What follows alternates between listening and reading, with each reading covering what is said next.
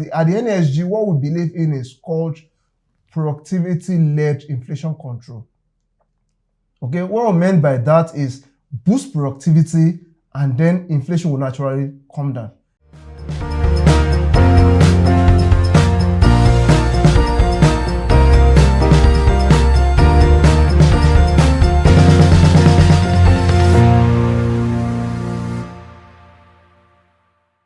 Hello everyone, welcome to WebTV Focus program. We spotlight issues of interest to household. I am Gabriel Jude from Lagos, Nigeria.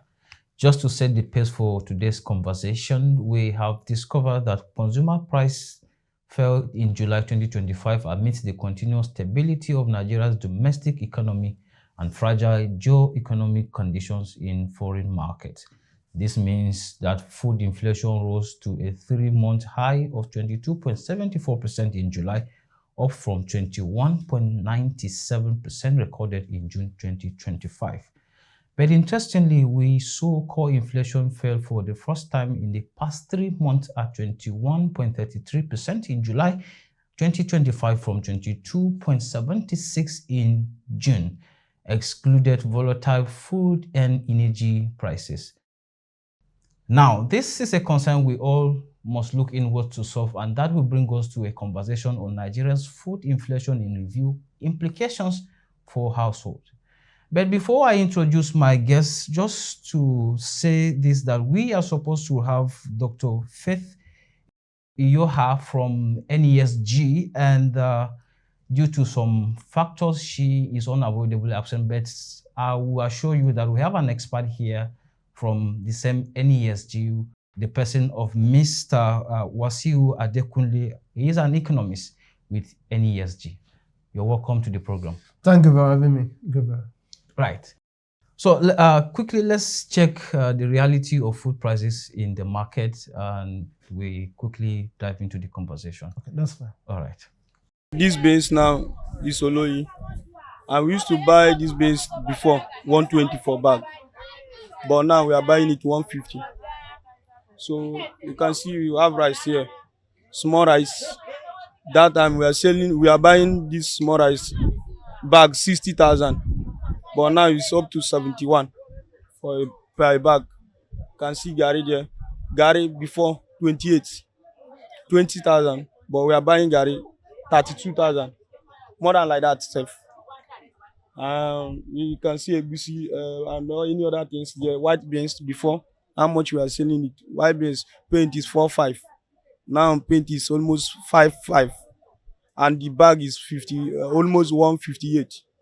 And not only that, sometimes we can buy it, the face is not fine. So many complaints. For past month, for 1 month, we are selling this size of yam, like 4,000, but now 2.5. The come that people will know. The go up, people will know. I was here around June to buy yam like this when old yam was there, but because of the new yam, price of yam have actually come down. So the price is getting quite better more than before. You can actually buy yam of 1.5 now or 2,000. That makes sense. Like before you see yam of 2,000, it's a small thing. There is a decline in the market as of between the ending of last month and towards the beginning of this month. When they buy market, we know that last month is better than this month. But this month, let's just thank God. We are just give glory to God because there's no market. We are just manage. It's only customer.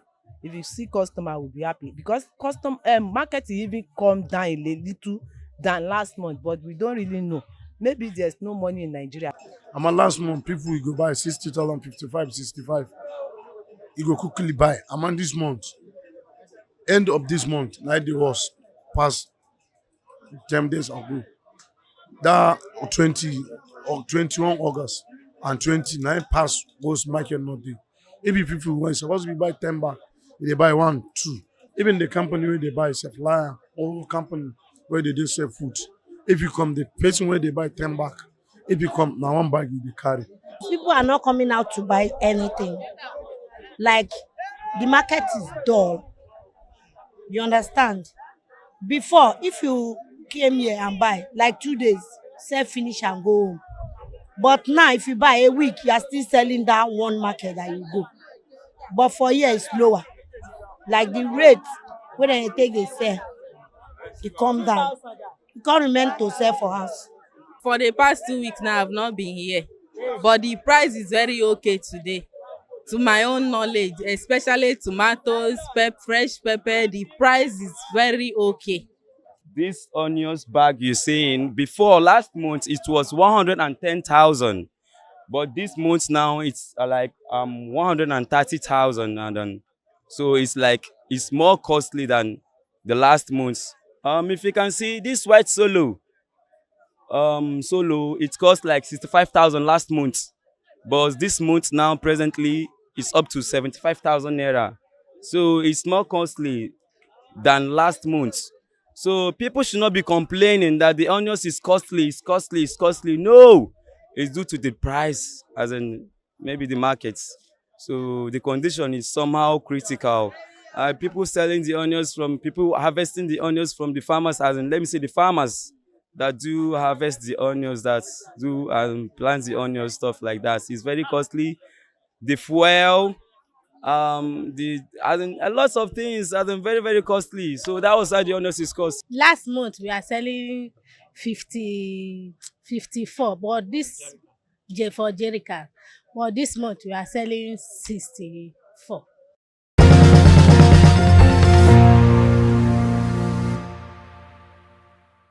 Right. So from what we have seen, it looks like there is a lot of contradiction, different stories, different issues, low price, high price, no customer, and all of that. So, but let me quickly begin with you by assessing the food inflation figures, connecting the dot with the reality that we have seen in the market, and how does this impact the household at 21.97% rate of inflation, food inflation? Okay, thank you very much for having me. You know, you will recall that the National Bureau of Statistics, they rebased the CPI, that is the Consumer Price Index, in the start of the year.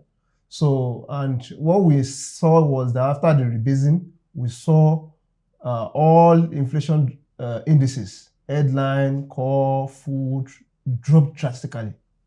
And if we look at the reasons why we had that, number one is because of food, you know, the food components of the CPI basket.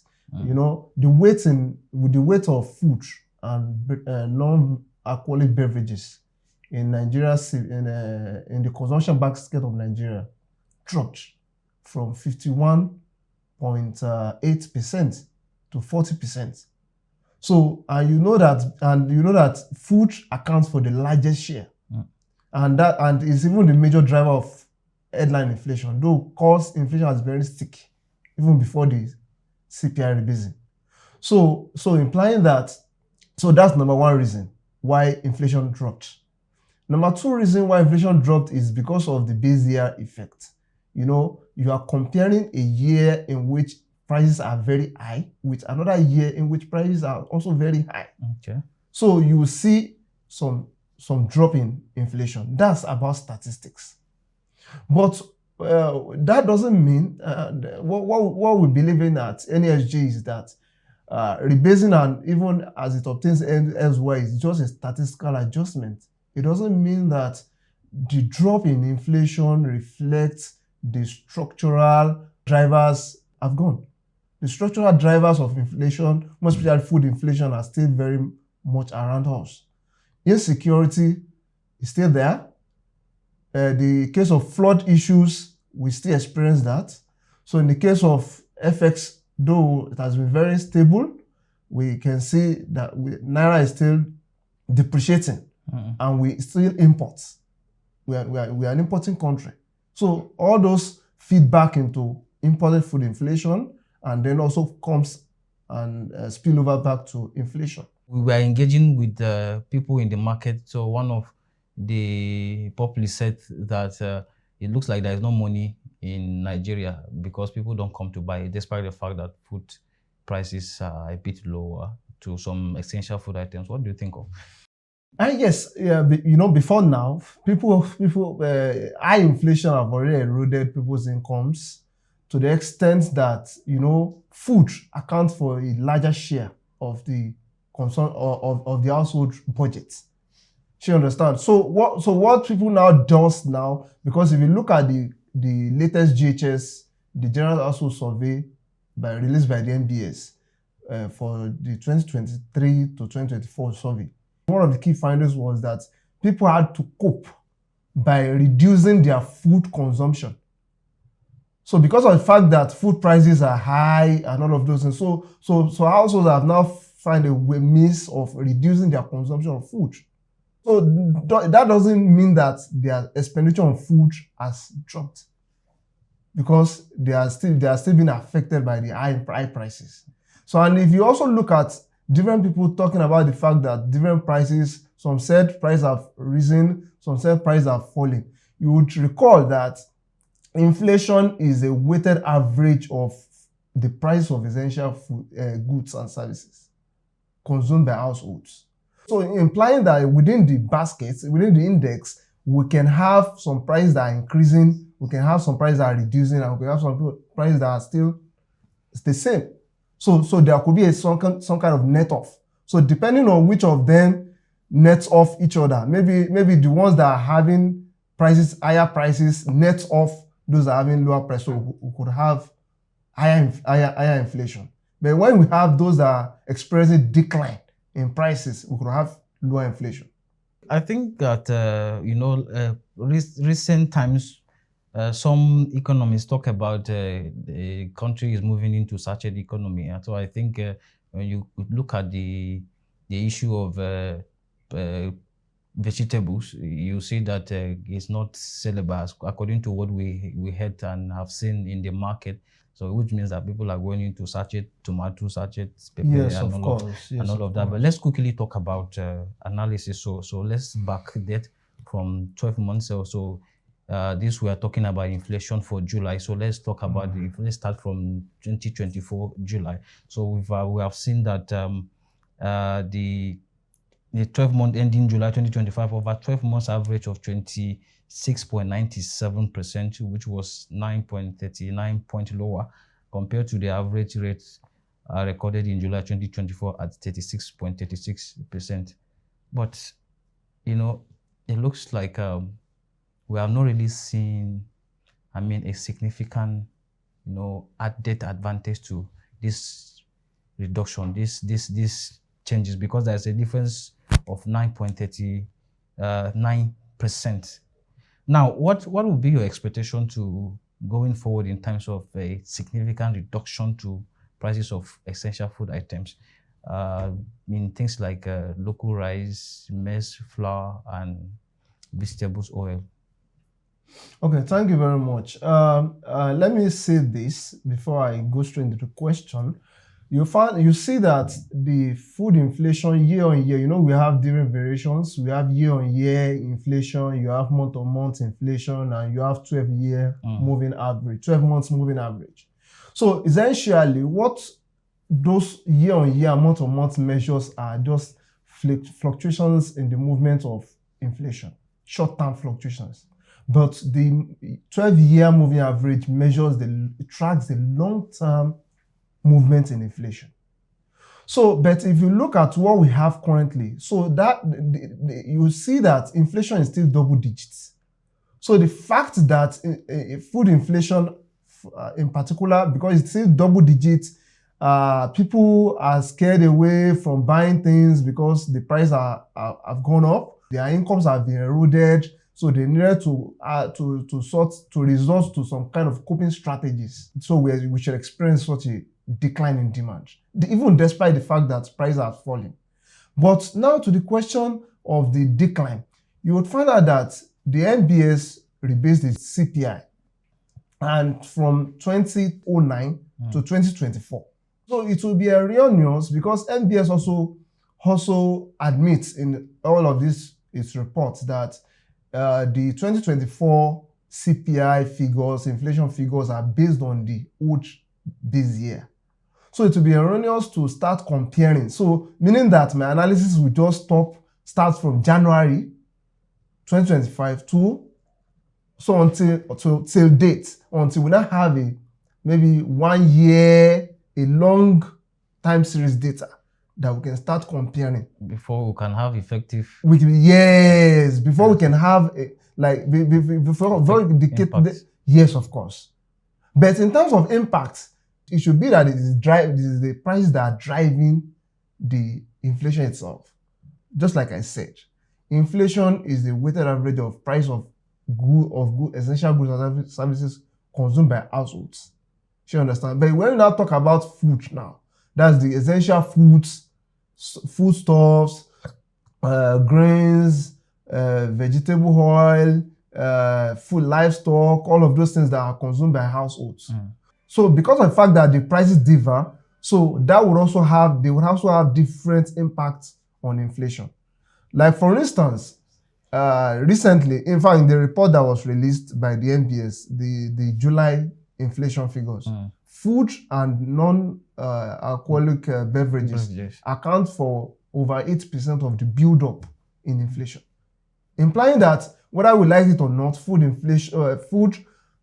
component of inflation is still a major component, and that's not out of place, because food takes the highest weight in the consumption basket. So if the inflation would drop or rise, so then we should be able to trace it back to the price of items themselves. Okay, so now let's quickly talk about some factors in food inflation. So I would like to draw your attention to a report by ProShare, who says that the risks of food inflation remain high, mainly due to flooding. So maybe you could give us your own view on this. But if that is true, then how can we navigate through this and this risk particularly? And we've seen that federal government in the time past, they issue a warning to 20 states thereabout about flooding to brace up for flooding occurrences.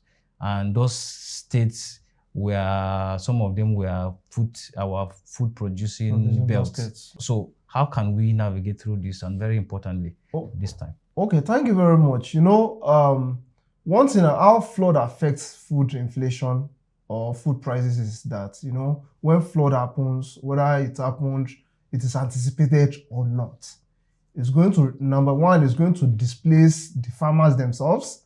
The farmers that are supposed to be on their farms to cultivate lands or to even harvest their crops will not be on the land to do that. Will not be able to do so. So it reduces the range of the expanse of land that is being cultivated and even harvested. So that's number one. Number two is that it also displaces farmers. I mean, there may be the planting season or the harvest season, and all of these things. All of these things. How markets people, how those middlemen would hike the price. For instance, when you expect yam or something to be coming, but because of flooding, the farmers cannot go to their land to harvest, or even the farm produce has gotten damaged or destroyed in flooding. That means what they will do is they will hike the price of those things that they have currently, just because there is that food shortage. That's how food shortage happens, and that's how they transfer that to, because they believe that for them to go, they believe that they can get that supply that they used to get. So one way to also make their own gains, so that they won't sell at the price that they are selling before. So they will hike the price. I think one thing that we are doing much better is now the Nigerian Meteorological Agency that's giving us early warning signs and all of those things. It's a very good thing. But what about those ones that they cannot predict, right? So that means there should be, on the part of the government, there should be massive investments, building of drainages, canals, to ensure free flow of river bodies and also even rainwater. That's number one. On the part of we individuals, we should also not throw, you know what individuals do when it is raining, when the rain is heavy and there's flood and all of this, people start throwing refuse on the flowing water. So it blocks, what it does is it blocks those canals, it blocks those drainages. And when water cannot find anywhere to go, they push back. And that's how that. And when that happens, it destroys. In fact, some lives may be lost to it. Millions of lives may be damaged as a result, and so many people displaced. Okay, so do you think that Nigeria as a country is ready to boost food production? Because if we continue like this, flood is not going to stop. I think God has not spoken to anybody that He's going to stop bringing rain, right? So how do we do this particularly? Okay, so what we can do in the interim is, or what we can do on a sustainable basis, is that number one is we need to fund agriculture. Because if you say we should expand production, we should ask the farmers. So many farmers depend on rain-fed agriculture, not irrigation. So many farmers are peasants farmers. So many farmers cannot access affordable financing and all of those things. So what we need to do is to make cheap financing available to all these smallholder farmers. So when we do that, that gives them the upper hand, the upper hand to produce more. Okay, even without mechanization. But we should also prioritize how do we mechanize, how do we transition from subsistence farming to mechanized farming. And one way to do that is how do we subsidize our farming inputs.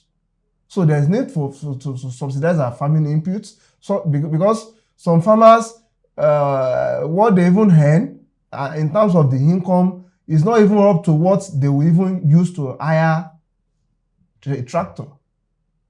What do they even need the tractor for? A smallholder farm. We just have small farms all over. So a tractor would not be visible or practicable in that environment. So meaning that we also need to revisit our Land Use Act to reduce the incidence of land fragmentation. Let people have enough land to farm and all of those things. So not a situation whereby somebody will acquire land, and once the governor will now say, okay, no, they are using this land for something else. So this practice needs to stop. Let me come in here. I think that the government have more capacity to do this in the long run. So from the national, state to the local level, what do you think really, apart from the initiative, we want to commend the government for some farming initiative that they have done, especially I think in some places they gave out tractors and all of that. But we need to do more. What do you think particularly? So let's be practical about these things. Okay, yes. What we need to do is, since farmers, because currently farmers can only access 5% of total loan books of deposit money banks. From banks, agri sector can only account for 5% of total loan books. Meaning that is the least focused sector. So what we can then do is that the government needs to invest or spend more on agriculture. There is a commitment, this 2003 Maputo Declaration, that the African government committed, okay, to budget 10% of their to allocate 10% of their total annual budget on agriculture. But in case of Nigeria, we've only done 1 to 2%.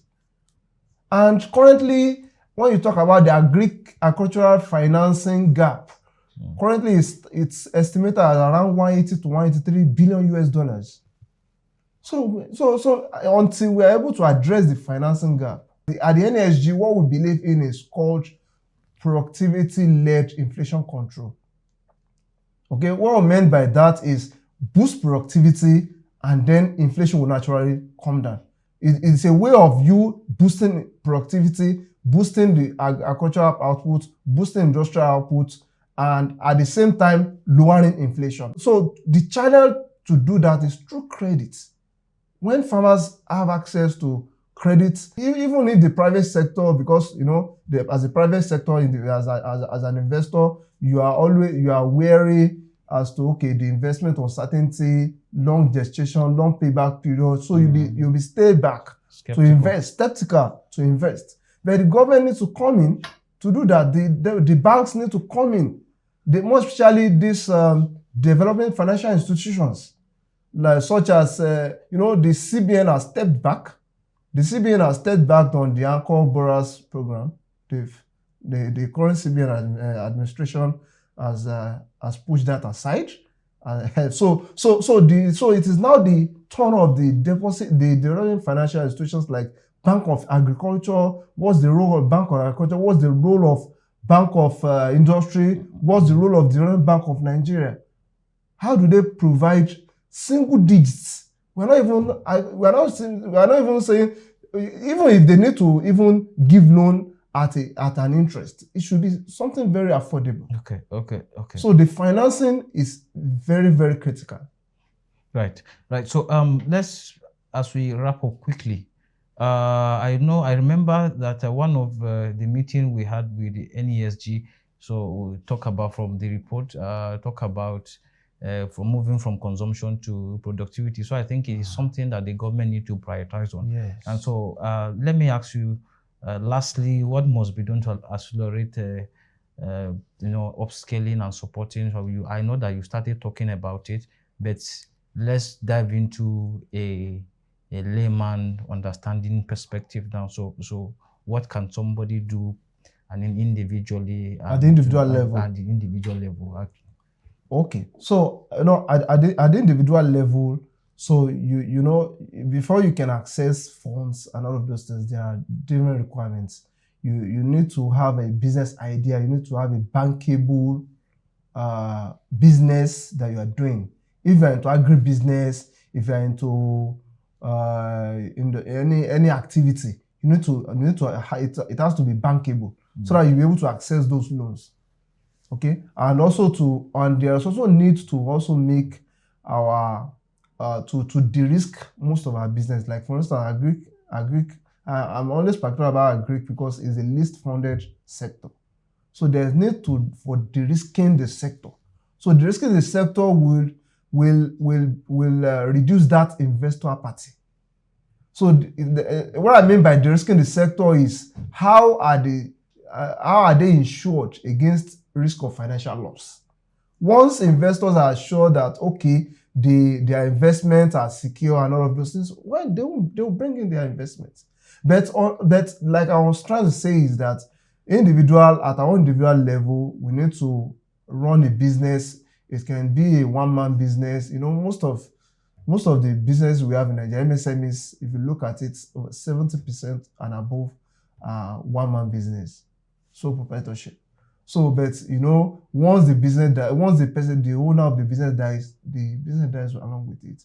So why not have some other people, maybe within the family or within the household, to also bring the person on board, do a kind of onboarding for the person, so that when the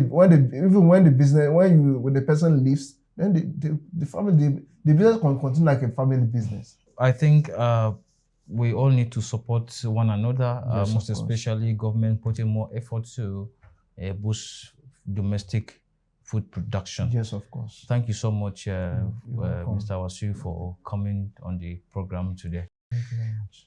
That will be all for today's conversation on this edition of WebTV Focus program. For more information and knowledge on finance, the market, banking, the economy, and investing, please visit the ProShare website, WebTV YouTube, and follow our social media platforms displayed on the screen. More so, if you have any concerns or questions about what we do here, please do well to put them in the comment section, as will be appreciated. Thank you everyone for watching this program. I am Gabriel Jude. Have a great day and bye for now.